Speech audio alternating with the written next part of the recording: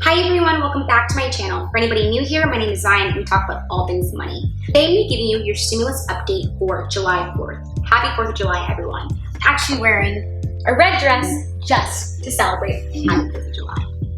But today I'm going to talk about new emergency stimulus that was passed. Yes, so yesterday we talked about emergency stimulus that was passed for unemployment in the House, and today we're going to talk about emergency stimulus for evictions.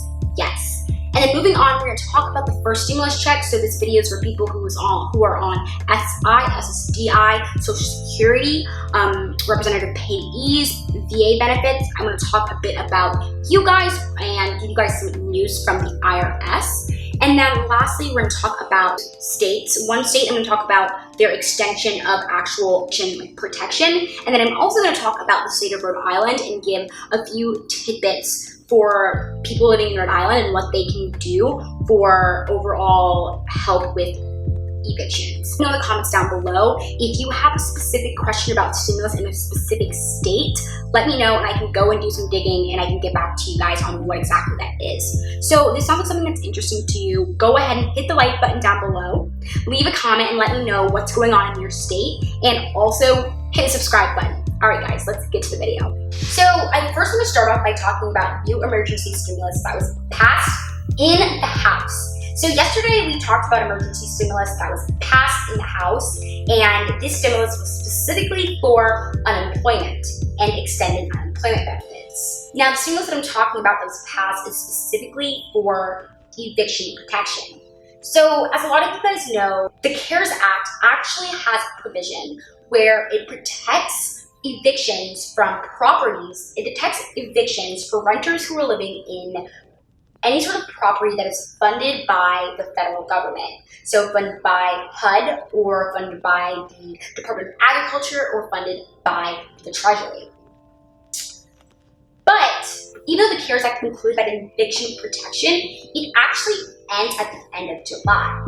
So currently today is July 4th, and that puts it at about 3 more weeks. And after that, a lot of people will be out on the streets.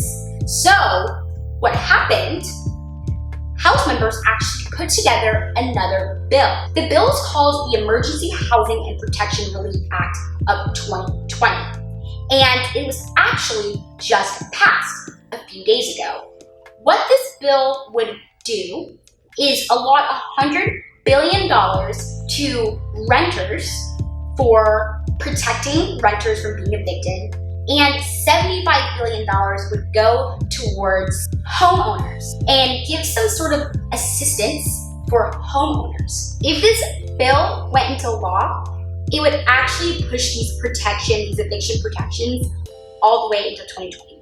Now, this bill has been passed in the House and it's currently in the Senate waiting to be passed. Will it be passed in the Senate? I'm not quite sure, but it is a step in the right direction. Additionally, on the Senate's end, Senate Democrats have actually come together and worked on a bill. Senator Warren actually proposed the bill protecting renters from eviction and fees act. And this act would actually push the current eviction protection standards from the CARES Act all the way to March of 2021. Now, both bills are bills that are proposed by Democrats. So Democrats in the House and Democrats in the Senate. And the chances of them actually coming to fruition, I'm not 100% sure. But we know there's going to be a stimulus bill passed later this month.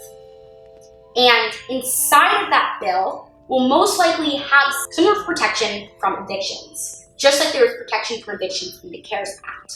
And because senators are currently on their recess, it's most likely that they will probably just pull from one of these bills and make a few adjustments in order to focus on other things that they are more interested in, such as for the Democrats, state and local government aid for relief efforts, and for Republicans, unemployment and overall liability protection for small businesses, as well as manufacturing. Moving on, I want to talk a little bit about the first stimulus check and give you guys some updates specifically from the IRS Chief Commissioner and what he's saying about first stimulus check payments and what that means for those of you who haven't received your payments, and also what that means for those of you going forward with the second stimulus check. As many of you guys know, there's been a huge issue with the IRS in sending out stimulus checks.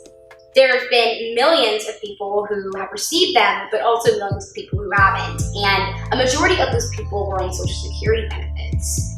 Now, the IRS has recognized their huge mistakes, and they've actually come out and said that there will be a change in the way that they issue stimulus payments in the future. So the stimulus payments that we get, the individual stimulus payments that we get with this second stimulus check package, will most likely, fingers crossed, be issued a lot faster than these first stimulus checks.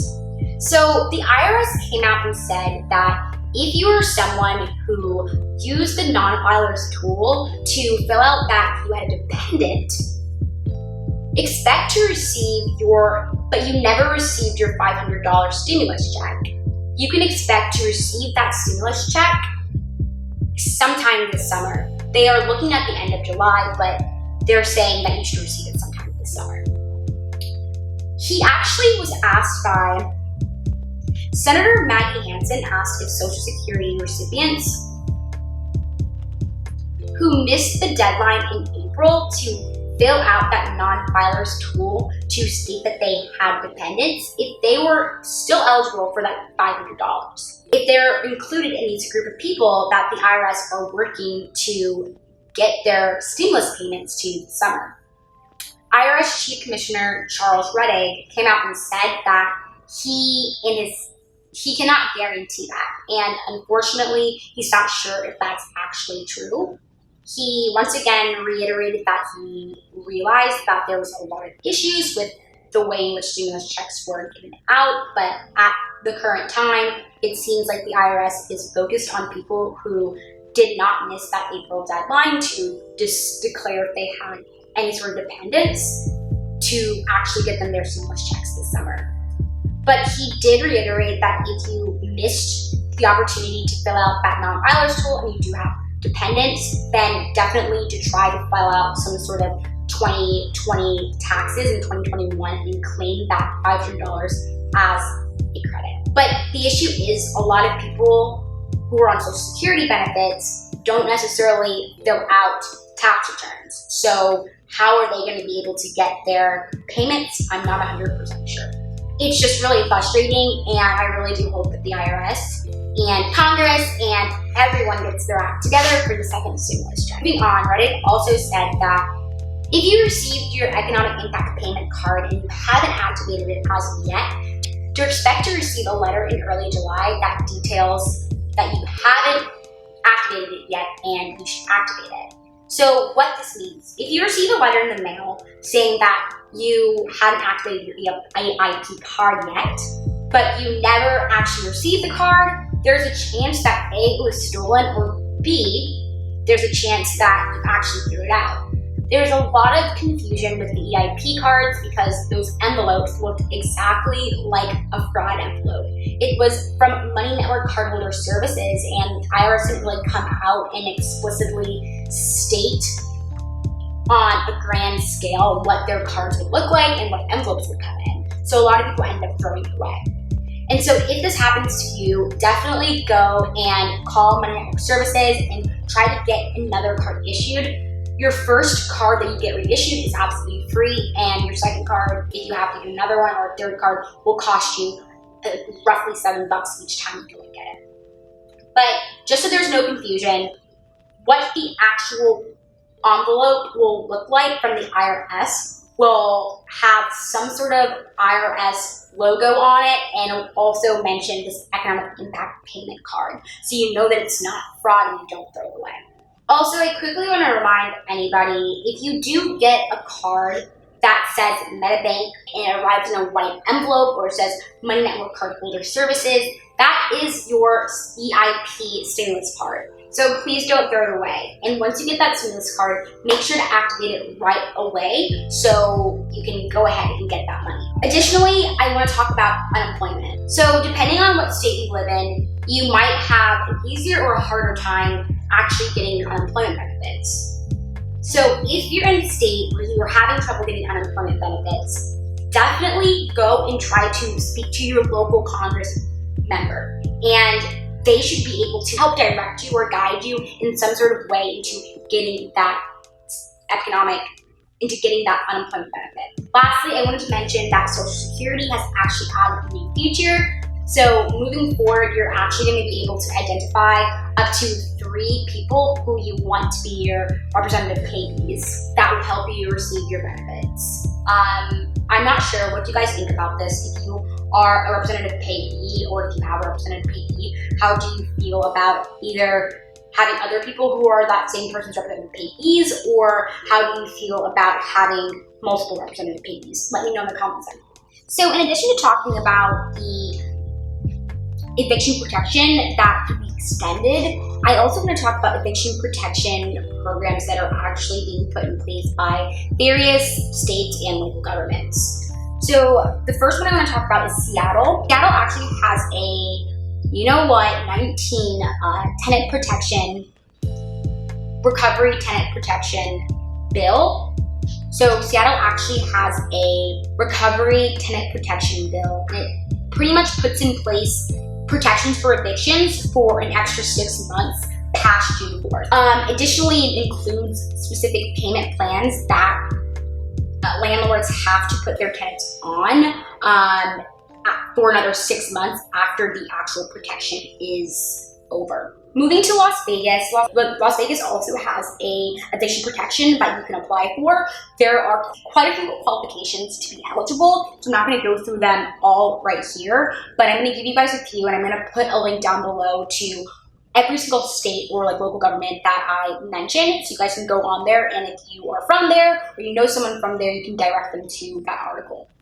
But for Las Vegas, they definitely encourage you to apply immediately because pre-applications are not going to be accepted past July 31st, but the money is first come, first served, so definitely go and apply immediately if you or anybody you know is a resident there. And so you actually have to be a resident there, you have to be living in Las Vegas currently, you have to at least be 18 to apply, and it says that you have to have a certain income below, I guess, what their poverty line is or what they specifically state on that website. Moving on to the South, we have South Carolina. They put together a protection. They put together a relief fund where you can apply and be eligible for up to $1,500. However, you have to make lower than 80% of the average median income for the county in which you apply in. And specifically, you can apply on the South Carolina Thrive website. So those are just a few I wanted to give you guys because I like to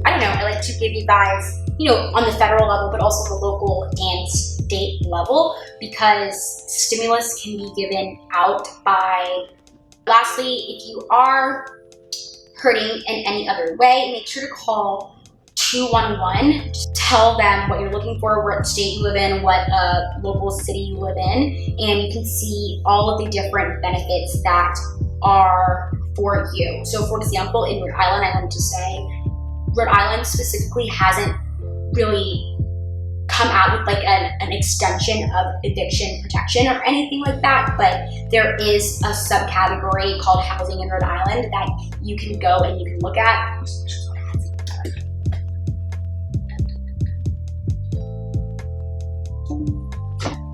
There's a subsection called housing help in Rhode Island, and it's allotted like some more money for, so typically the allotment is for low-income families, but they've added even more money specifically for just overall residents in Rhode Island. And so what that is basically saying is there could be hidden money that you could be eligible for, but it's just not marketed heavily for whatever reason. So definitely do that. But also, if you have any more questions specifically you want me to dig into, please let me know in the comment section down below. If you like this video, go ahead and give it a big thumbs up, leave a comment down below, and as always, don't forget to subscribe. All right, bye guys.